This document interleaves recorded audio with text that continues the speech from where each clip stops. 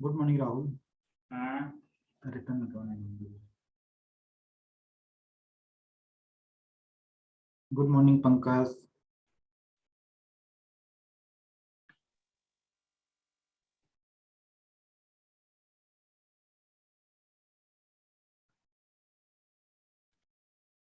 Good morning Ravi.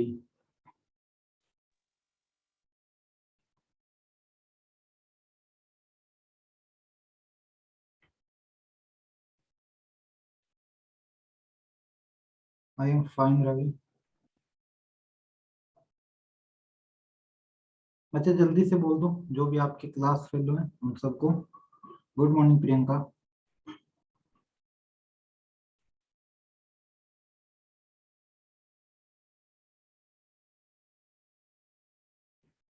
Good morning Amit, Pushpa.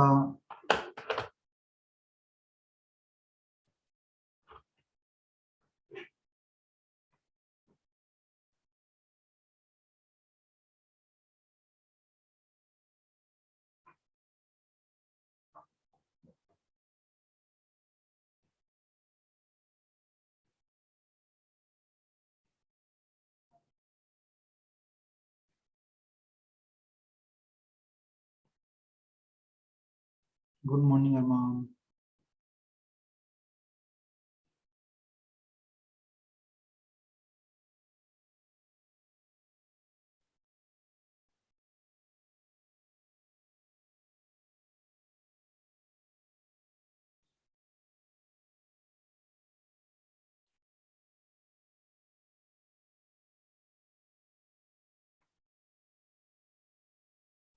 Yes sir. Okay Pankaj. Yes sir. Okay Pushpa.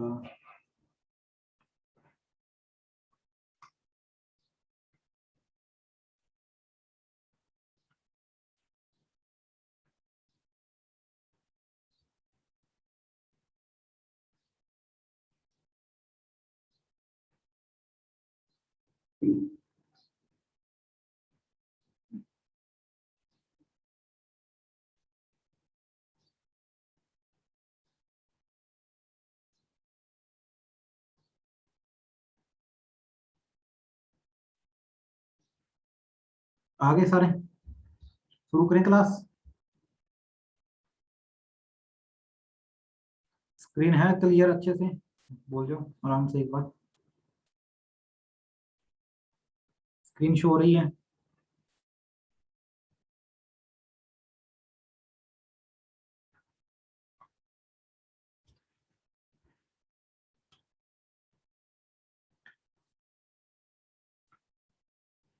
Screen का बताना भाई सारे बच्चे।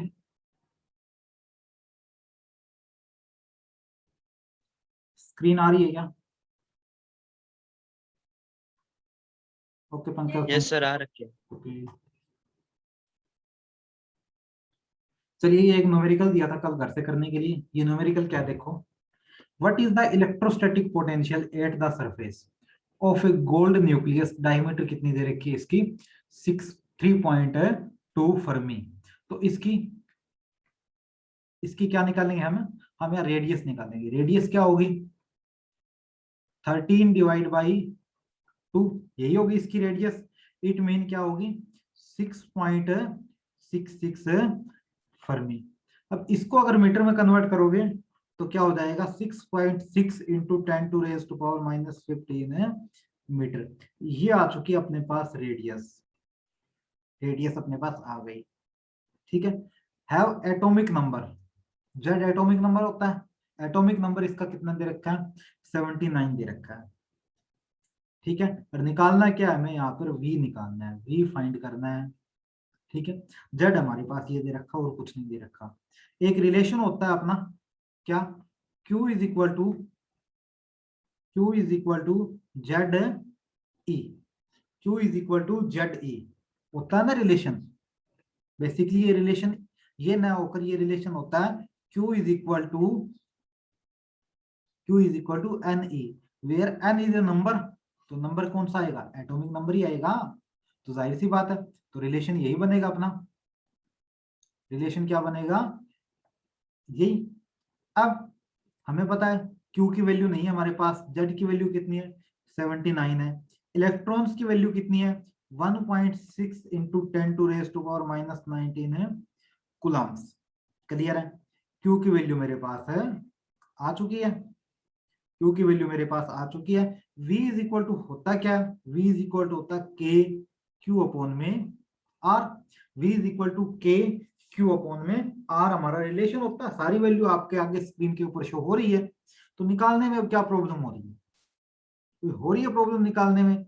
नहीं हो रही किसी भी तरीके से, सिंगल प्रॉब्लम भी नहीं है। इन दोनों की वैल्यू आपके पास है, कैलकुलस में सोल्व करो और K को लास्ट में एज इट इज चलने दो। क्या दिक्कत है? V की वैल्यू आ जाएगी अपनी K की फॉर्म में। निकाल सकते हो? यस या नो? या निकाल के बताऊं मैं आगे? और निकाल लोगे यार, इतना तो कोई टफ वाला बात ही नहीं है इसमें।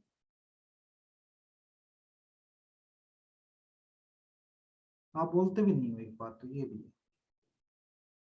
चलो निकाल ही देता हूँ।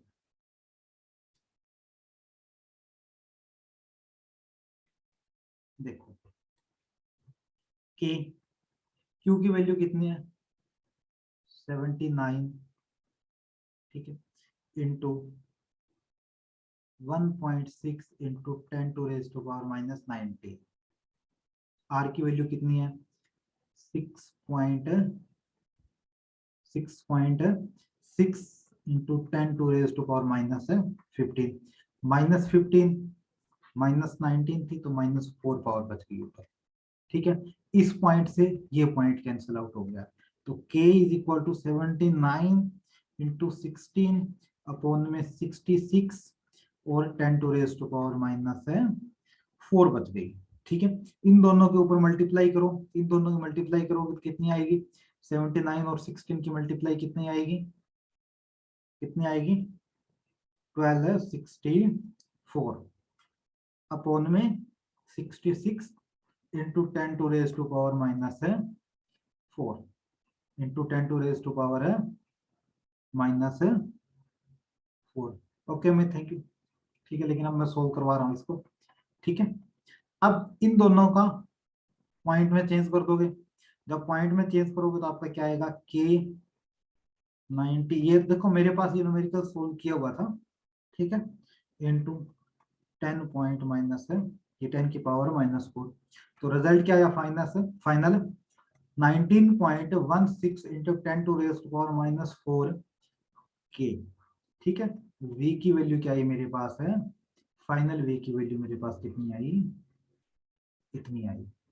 ठीक है, दिस इज ए आंसर। ठीक है बच्चे, ये मेरे पास क्या आ गया? इसका एक फाइनल आंसर आ गया।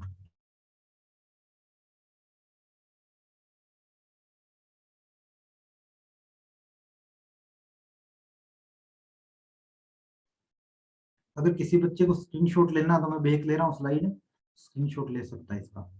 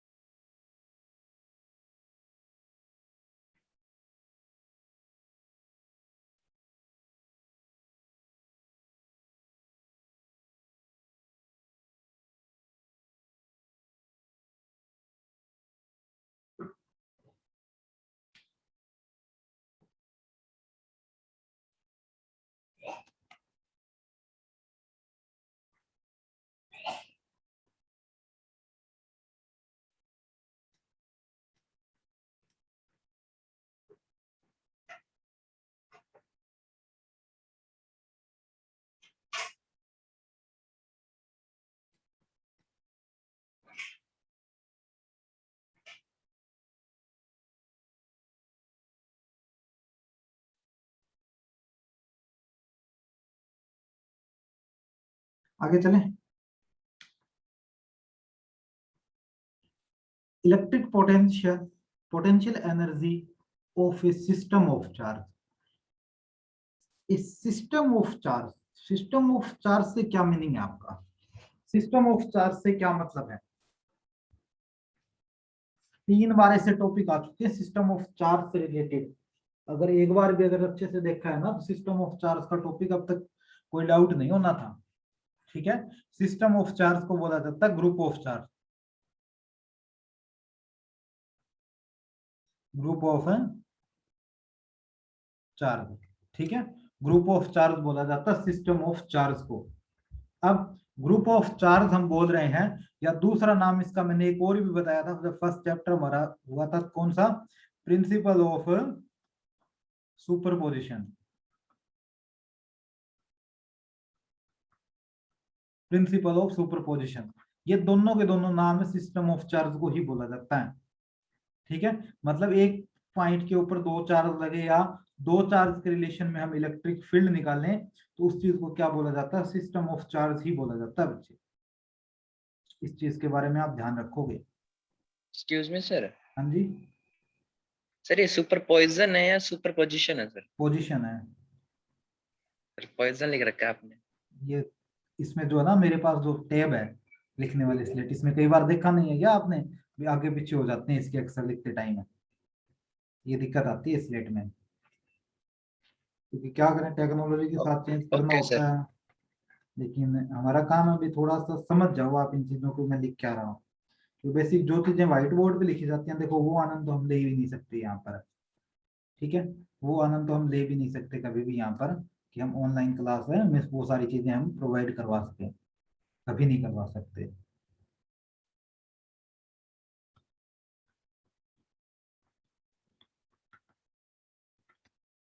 ठीक है। अब आगे देखो सुपरपोजिशन था क्या, प्रिंसिपल ऑफ सुपरपोजिशन हमारा, वहां पर जितने भी फोर्स लग रहे थे ना वो सारे के सारे फोर्स का सम था, ठीक है। इसी तरीके से यहाँ पर जितना का जितना पोटेंशियल लगेगा उन सब का क्या होगा, सम होगा, जाहिर सी बात है।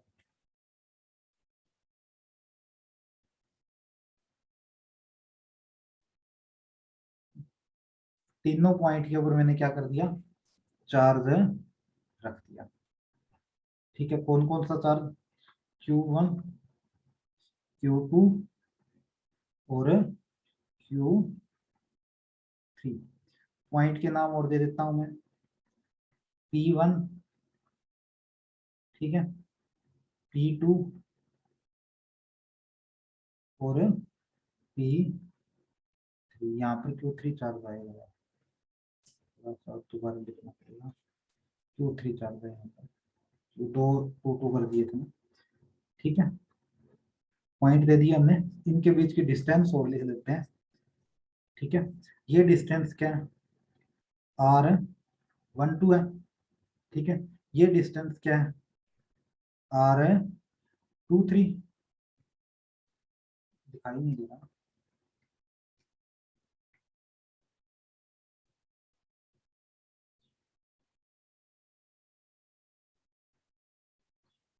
इस डिस्टेंस को क्या ले लिया, R12, इस डिस्टेंस को R23 और इस डिस्टेंस को R13, ठीक है।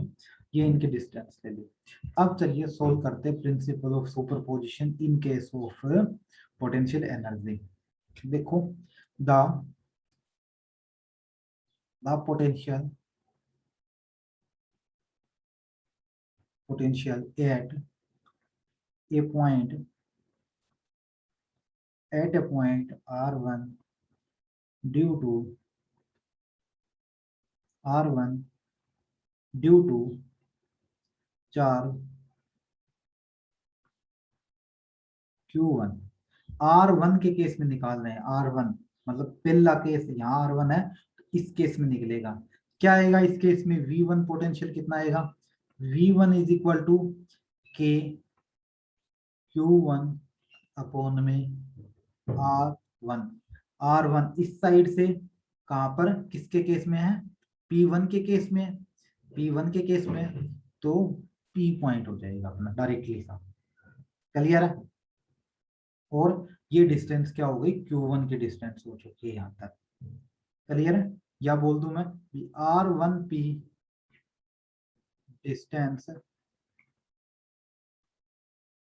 Distance of A point P from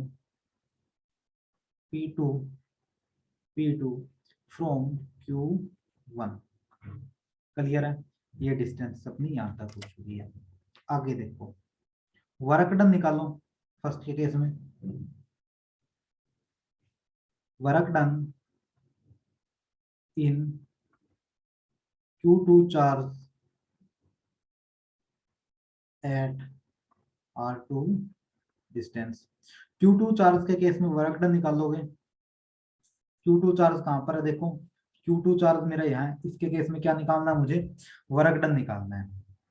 निकालो, क्या वर्क डन आएगा, किस तरीके से निकलेगा वर्क डन। जब वर्क डन निकल रहा है, इस चार्ज पर वर्क डन निकल रहा है, तो जो भी पोटेंशियल वगैरह लग रही है वो तो इसकी लग रही है इस पर, मतलब इसकी जितनी भी पोटेंशियल है वो इसके ऊपर अप्लाई होगी, तभी तो हम क्या निकाल सकते हैं?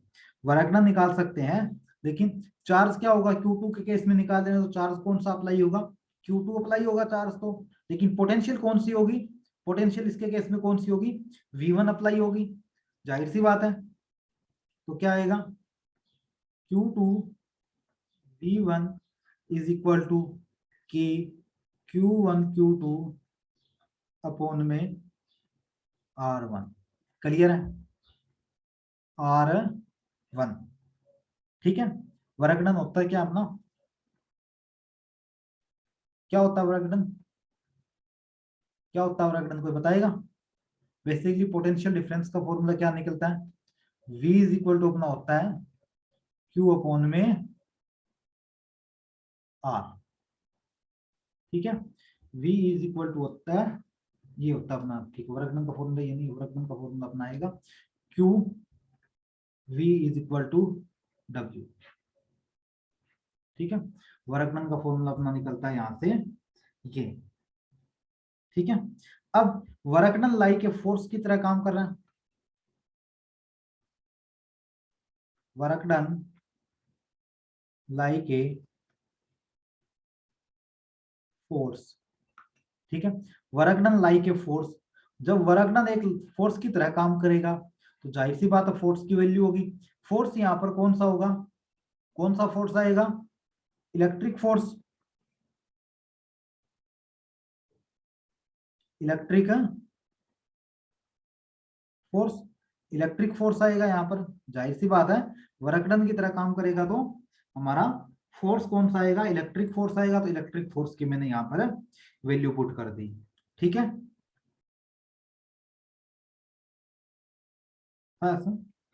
Eight a point, at any point P the potential due to charge Q1 Q2।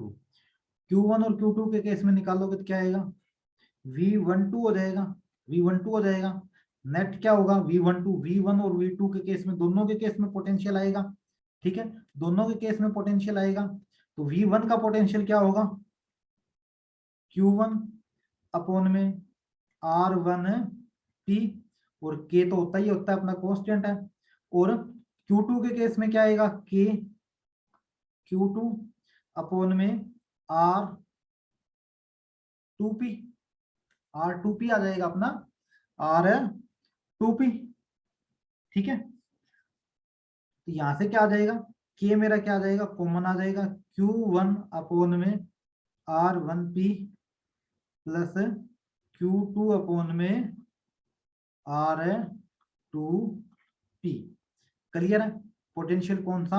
1 और 2 के केस में, मतलब इन दोनों के केस में जो भी अपना पोटेंशियल आएगा, इन दोनों के केस में जो भी पोटेंशियल आया अपना, वो फाइनल पोटेंशियल कौन सा आया है? फाइनल पोटेंशियल आपकी स्क्रीन के ऊपर ये है। क्लियर है? फाइनल पोटेंशियल मेरा यहाँ पर आ चुका है। देन वर्क डन निकालें किसके केस में? वर्क डन निकालने किसके केस में? Q3 फ्रॉम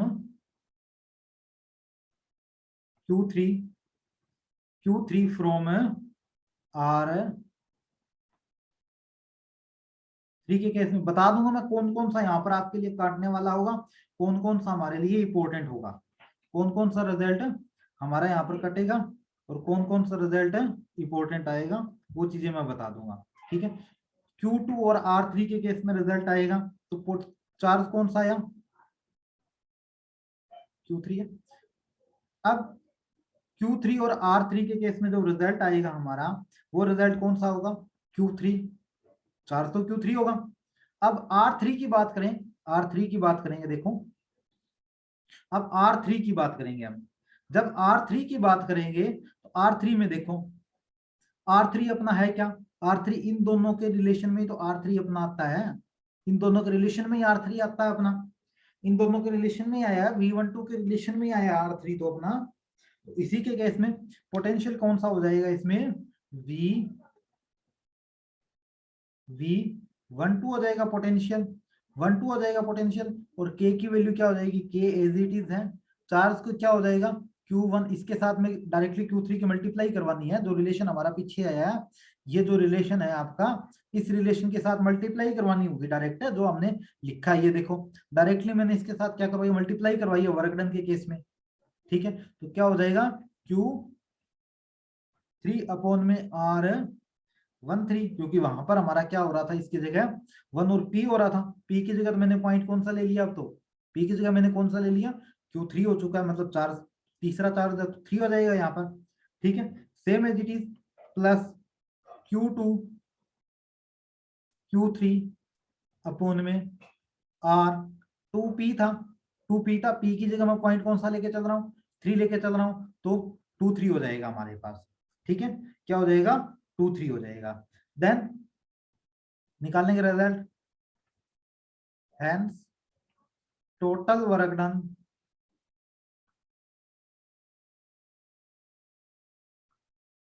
बता दूंगा मैं कहां से कट करना होगा आपको, जो आपके एग्जाम को रेलेवेंट नहीं है, मेरा काम है समझाने के लिए, पूरा टॉपिक लेंथ ही करना। ठीक है, इस वजह से मैं पूरा का पूरा करवा रहा हूँ, जहां से इंपॉर्टेंट नहीं होगा वो आप कट कर सकते हो, कोई दिक्कत नहीं है ना, मैं कभी उसके टेस्ट में मार्क्स काटूंगा, कॉन्सेप्ट क्लियर करवाने के लिए वो चीजें मैं कर रहा हूँ। ठीक है, द चार्ज। ठीक है, तो नेट क्या आएगा पोटेंशियल इसमें, के यू अपना नेट पोटेंशियल आएगा, क्या आएगा, Q1 Q2, Q1 और Q2 की बात करेंगे तो क्या आएगा, R12 आएगा। ठीक है, Q1 और Q3 की बात करेंगे तो क्या आएगा, R13 आएगा।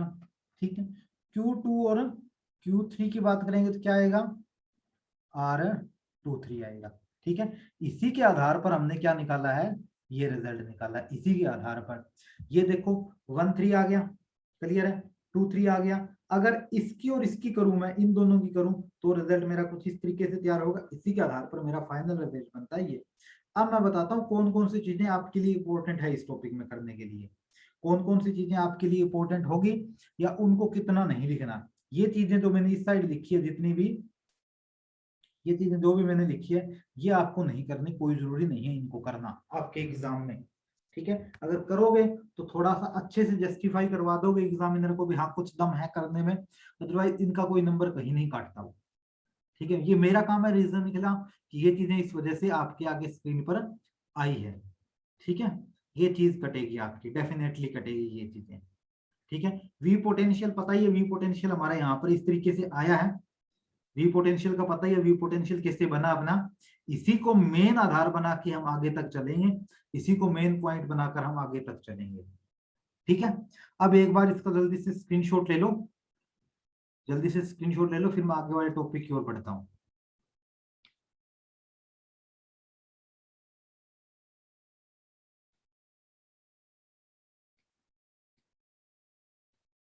जल्दी से स्क्रीनशॉट ले लो इसका।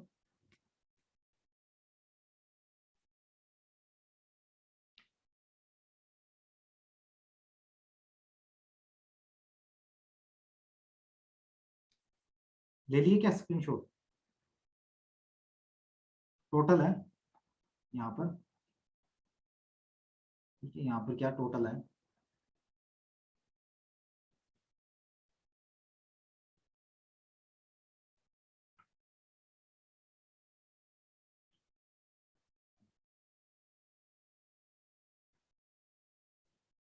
जल्दी से ले लो बच्चे, स्क्रीनशॉट ले लो इसका।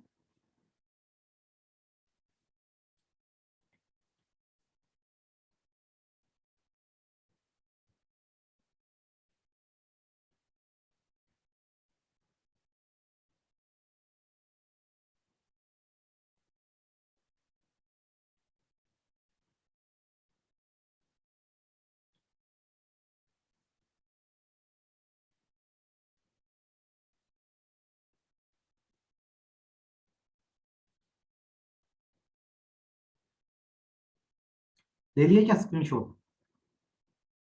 बताना भाई। Yes sir.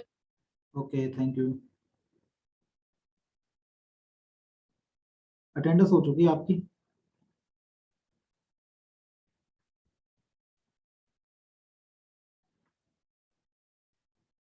चलिए जी नेक्स्ट टॉपिक पे।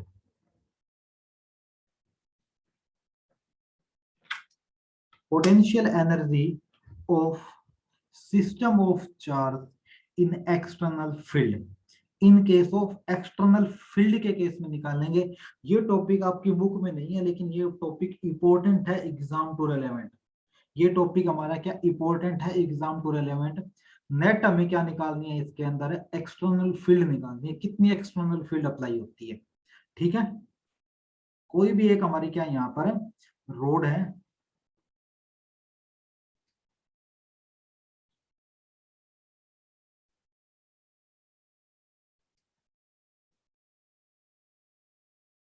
ठीक है, कोई भी हमारे यहाँ पर क्या है कि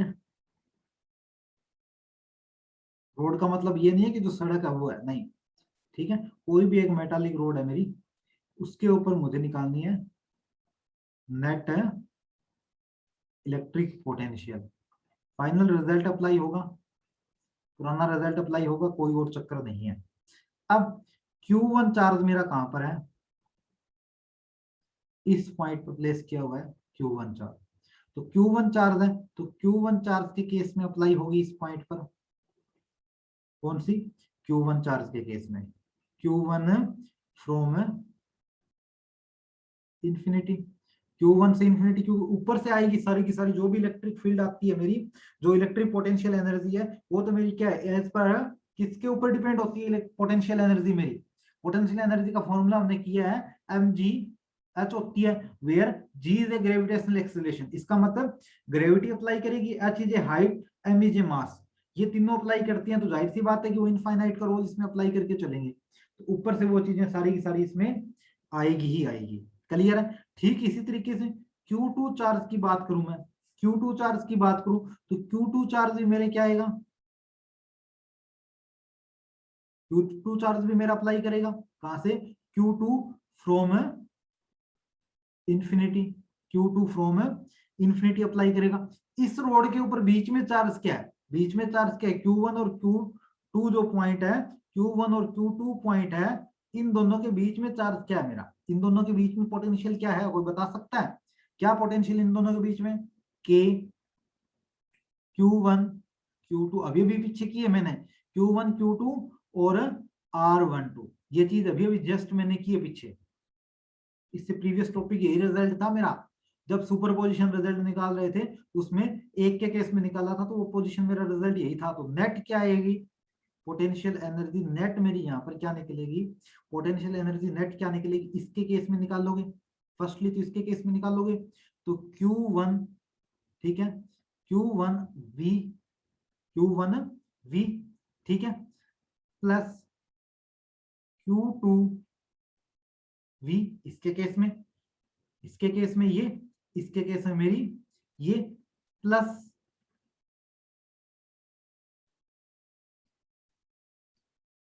अब Q1V निकाल रहे हैं तो पर्टिकुलर एक डिस्टेंस के केस में निकालेंगे। डिस्टेंस मैंने क्या लेके चला हूं, यहाँ R लेके चला हूं, क्लियर सी बात है, मैंने R के केस में निकाल दिया।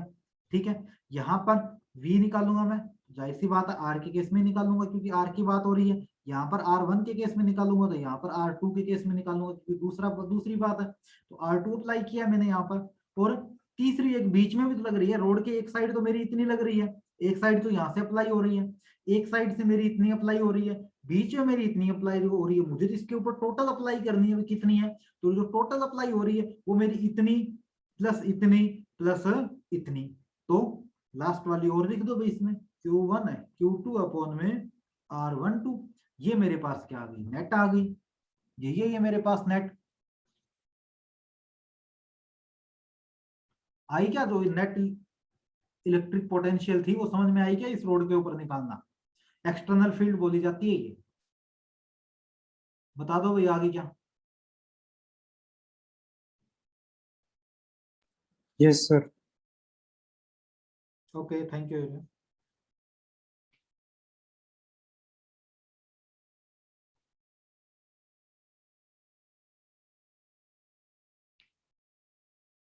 नेक्स्ट टॉपिक देखो, equatorial equipotential surface. Equipotential surface क्या होती है, इक्विपोटेंशियल सरफेस जिसके ऊपर क्या लगे, इक्वल पोटेंशियल लगे हर जगह पे,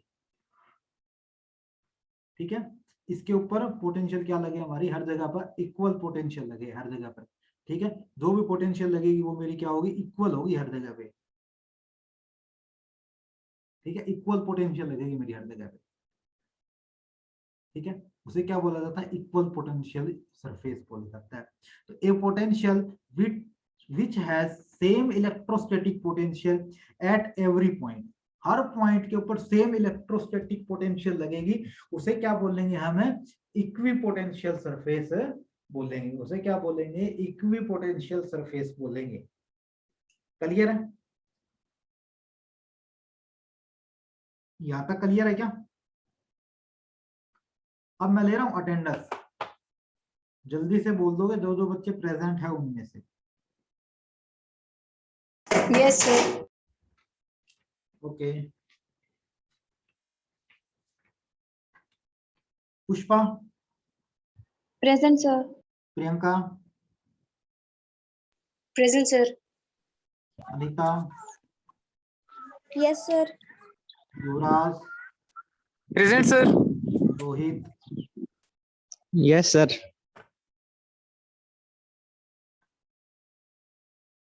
टोनिका एब्सेंट चल रही है, Pankaj, yes sir. Anuradha, yes sir. Mukesh, Mukesh, okay Mukesh, Mridul, ये मृदुल कहाँ भाई,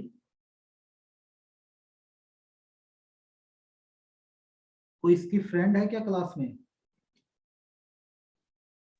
सर मृदुल लड़का है। लड़का है क्या मृदुल ये, ओके सॉरी, यस सर, लड़का है। लड़का है क्या, ये इसका कोई फ्रेंड है क्या क्लास में, यस सर, गोविंद है। गोविंद कहाँ है, गोविंद भाई, ये मृदुल कहाँ है, पता नहीं सर, वो पहले तो घर पे पड़ा है, वो मैंने उसके पास फोन किया था, फोन उठाया नहीं इसने। कोरोना कोरोना तो नहीं हो गया इसको, हैं? पता नहीं सर, कल रात को फोन किया था इसके पास क्लास के लिए, इसने उठाया नहीं। इसको फोन आज करना इसके भाई के पास करूंगा सर। करना आप इसके पास, ठीक है। Armaan, Armaan, yes sir. Yes sir. Priyanshu, एक इस प्रियांशु को क्या प्रॉब्लम है, भी लड़का या लड़की है जो भी है, कोई बताएगा इसकी क्या प्रॉब्लम है, कहाँ है ये,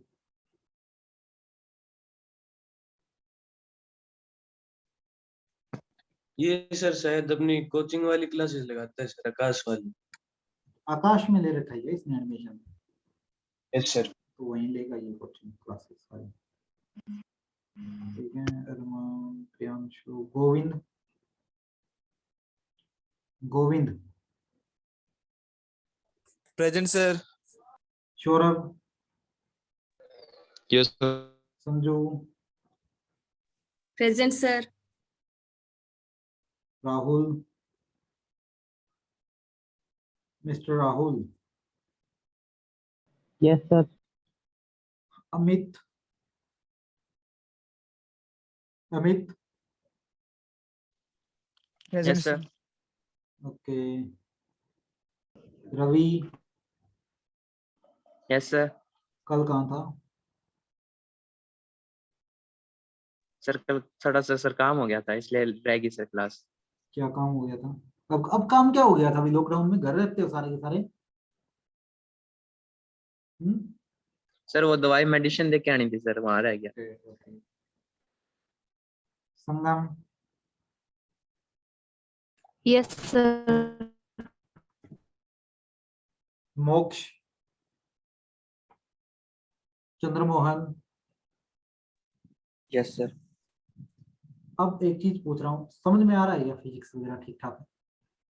पहली चीज तो ये बात अपने माइंड से निकाल देना कि मैं 100% फिजिक्स कर लूंगा या कर लूंगी, 100% कर लूंगा या कर लूंगी, ये अपने माइंड से निकाल देना। 100% हम तब कर पाएंगे जब हमारा +1 का बेस वो स्ट्रॉन्ग है, क्योंकि मुझे भी पता है, आपको भी पता है, मेरी किस्मत इतनी खराब है कि मुझे जो जो स्कूल मिलते हैं वहां पे +1 का बेस खराब ही मिलता है हमेशा। ठीक है, लेकिन +1 के जितने भी कॉन्सेप्ट है जो +2 में अप्लाई होंगे, वो चीजें मैं +1 की यहाँ करवाऊंगा। ठीक है, तो बेसिक पोर्शन रहेगा अपने न्यूमेरिकल के ऊपर पकड़ करनी। कॉन्सेप्ट हम हर जगह पकड़ कर सकते हैं, कॉन्सेप्ट यूट्यूब पे मिल जाएंगे ढेरों। ठीक है, कॉन्सेप्ट अगर हमें क्लियर करने होते तो। ठीक है, और मैं कॉन्सेप्ट क्लियर करने के लिए अप्लाई करता भी नहीं कहीं किसी स्कूल में पोस्ट। ठीक है, मेरा काम होता है न्यूमेरिकल पे स्ट्रॉन्ग करना बच्चों को, और न्यूमेरिकल के लिए ही मैं यहाँ आया हूँ। देखा होगा आपने, हर टॉपिक के बाद या 2 या 3 दिन बाद 2-3 न्यूमेरिकल इससे मैं क्लास के अंदर डालता ही हूँ, ताकि वो न्यूमेरिकल में बच्चों का इंटरेस्ट बना रहे। इसी वजह से मैं न्यूमेरिकल के लिए ही करवाता हूँ फिजिक्स, और न्यूमेरिकल पोर्शन ही स्ट्रॉन्ग करवाऊंगा मैं आपका पहले। ठीक है, कॉन्सेप्ट तो होगा ही होगा, न्यूमेरिकल भी होगा आपका पोर्शन स्ट्रॉन्ग। न्यूमेरिकल को हम बेस बना के चलेंगे, क्योंकि न्यूमेरिकल के लिए ही 10th के बाद हम कोटा चंडीगढ़ जाते हैं। ठीक है, तो वो चीजें हम यहाँ स्ट्रॉन्ग करेंगे। टेंशन मतलब फिजिक्स का अच्छा खासा लेवल बनेगा अपना। देखो फिजिक्स एक तो बिल्कुल ही पीछे से वीक चली है, तो इस वजह से थोड़ी प्रॉब्लम आ रही है फिजिक्स में आपके, लेकिन धीरे धीरे वो प्रॉब्लम दूर हो जाएगी आपकी। तो आप ऐसा मत सोचो भी हमारे तो फिजिक्स बिल्कुल ही समझ में नहीं आ रही, ये है वो है, तो ऐसी चीजें माइंड से निकाल देना, और टॉपिक अच्छे से क्लियर होंगे आपके, सारे के सारे डाउट किए जाएंगे। विद आपके न्यूमेरिकल्स के लिए स्पेशल क्लास ली जाएगी, जैसे लास्ट संडे को मैंने ली थी। इसी तरीके से इस संडे को पॉसिबिलिटी नहीं है, इस संडे को तो आपका टेस्ट है, नेक्स्ट संडे को मैं क्लास लूंगा आपकी। ठीक है, एक संडे ड्रॉप करके एक संडे को न्यूमेरिकल स्पेशल क्लास रखेंगे, ताकि न्यूमेरिकल में आपका इंटरेस्ट बना रहे। ठीक है, क्लियर है क्या जो मैंने बोला है? यस या नो कर दो। Yes, sir. यस तो टेंशन मत लेना किसी भी तरीके की फिजिक्स की।